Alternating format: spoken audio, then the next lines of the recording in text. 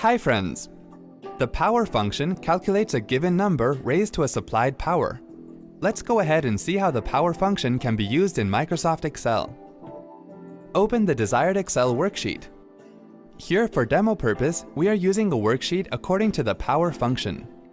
Please check the web URL given in the video description below this video for complete details, that is, syntax and remarks.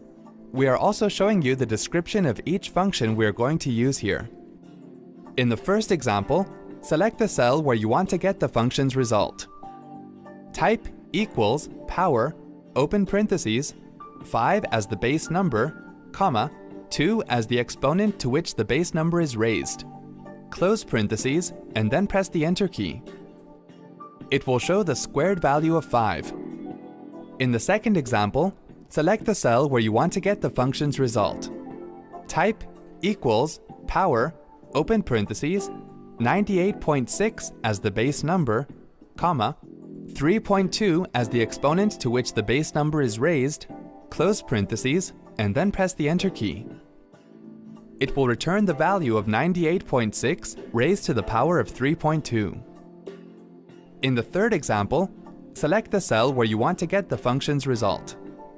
Type equals power, open parentheses, 4 as the base number, comma, 5 divided by 4 as the exponent to which the base number is raised.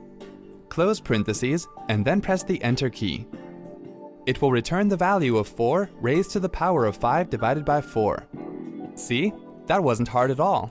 Thanks for watching. For more details, click on the eye icon on the top right of the video. Check out our